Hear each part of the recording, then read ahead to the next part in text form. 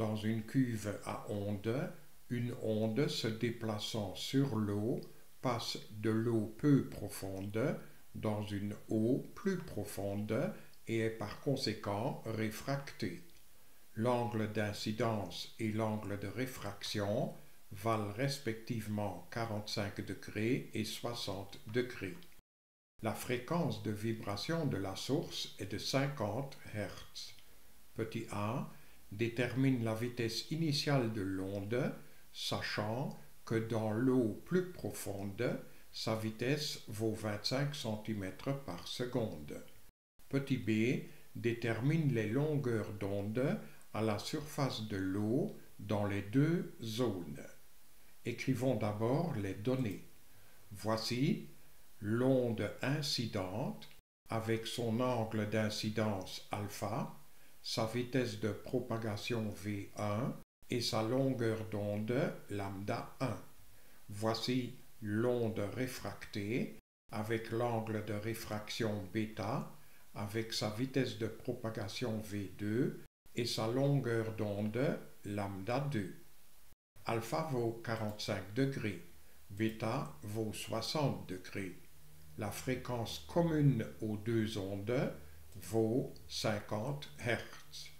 La vitesse de propagation V2 est égale à 25 cm par seconde, c'est-à-dire 0,25 mètres par seconde. Ce que nous cherchons, ce sont la vitesse de propagation V1, que nous exprimons d'habitude en mètres par seconde, la longueur d'onde lambda 1, que nous exprimons d'habitude en mètres, et la longueur d'onde lambda 2, que nous exprimons d'habitude en mètres. Pour répondre au petit a, nous allons appliquer cette formule de Descartes, la formule de réfraction. De cette formule, nous déduisons que V1 est égal à V2 fois sinus alpha divisé par le sinus de bêta. Nous remplaçons V2, alpha et bêta par leurs valeurs connues et c'est ainsi que nous trouvons pour V1 à peu près 0,2. Ce sont 0,2 mètres par seconde. On peut aussi exprimer cette vitesse en centimètres par seconde. Donc V1 vaut à peu près 20 cm par seconde. Pour répondre au petit b, nous appliquons la formule vitesse de propagation v d'une onde est égale à sa longueur d'onde lambda fois sa fréquence petit f.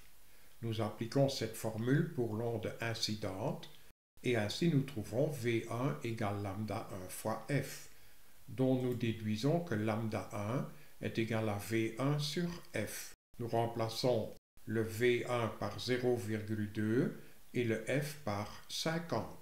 Ainsi nous trouvons pour lambda 1 0,004 mètres, c'est-à-dire 0,4 cm. Pour lambda 2, nous faisons exactement le même raisonnement. Nous trouvons ainsi que lambda 2 vaut V2 sur f.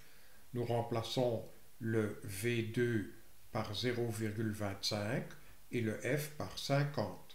Ainsi nous trouvons pour lambda 2 0,005 mètres, ce qui donne 0,5 cm.